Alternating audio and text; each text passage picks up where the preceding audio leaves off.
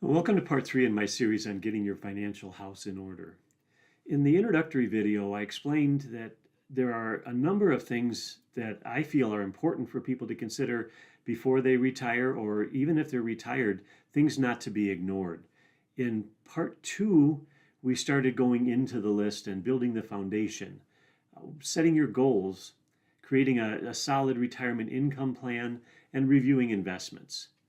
Today I'm going to be going over more on the healthcare side and the wellness side, your Social Security benefits, as well as what health insurance are you going to have? Is it Medicare or is it something else? As far as healthcare, if you're getting close to retirement and you're going to need to make a change, for the most part, I find that people tend to think about this sometimes the last year of work or even later. So if that's you, don't worry, you're in good company. That's where most people are. Now, there are some people that may be able to carry their employer's health care through the rest of their lives, typically if you're working for a government office or a state office. But most of us have to make a decision. And a part of that decision has to do with, will you be retiring before or after age 65? So if it's before 65, Medicare will not kick in. You may have that 18-month period from retiring to age 65 where the employer's plan still has to cover you in some instances. But remember, you'll now be carrying both yours and the employer's side of that premium. There's also the health exchange that once you pick that, you can't be denied, but there are certainly different cost factors that you may not be aware of. These are things you really need to plan, I would say, at least a year before you're going to need to make that decision.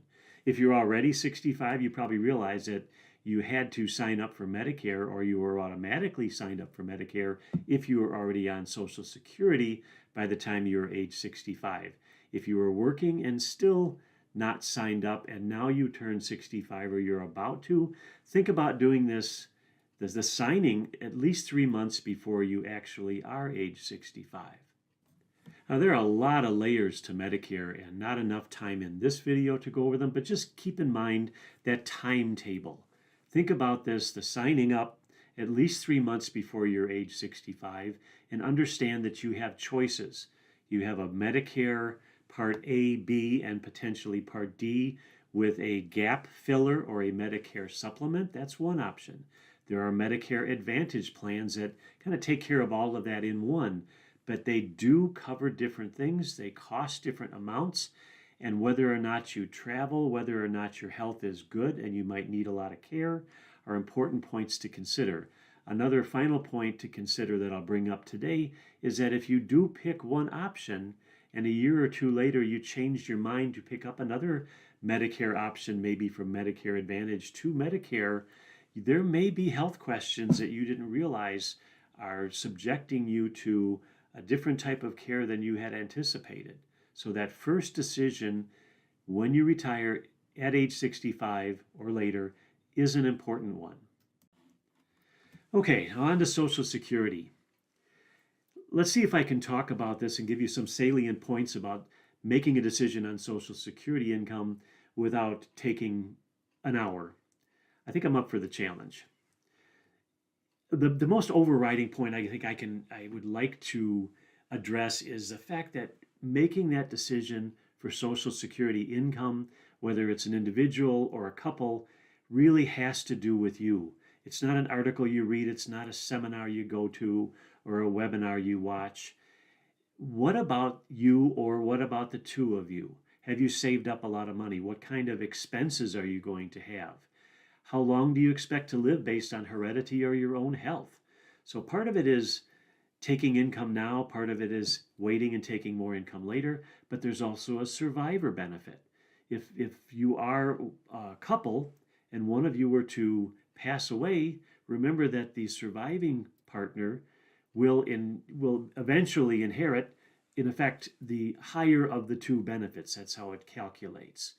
So what is that number? Does it benefit you to wait to make that a higher number for the surviving partner? There are plenty of calculators that will help you with that decision, but I hope I've made it clear enough that there are also a lot of personal variables that either on your own or working, hopefully with a professional, can get you to a decision that makes the most sense for you. Okay, so we understand how important this is. We've built the foundation, we've done the planning, we've looked at the investments, we've done a health inspection, and the next time around we're going to go through paperwork, through titling. How should that be in place for your retirement accounts, for your other documents? Again, I'm not an attorney, but hopefully after watching the next video, you'll understand how important it might be for you to work with one to make sure that the document part of your house is in good order. See you next time.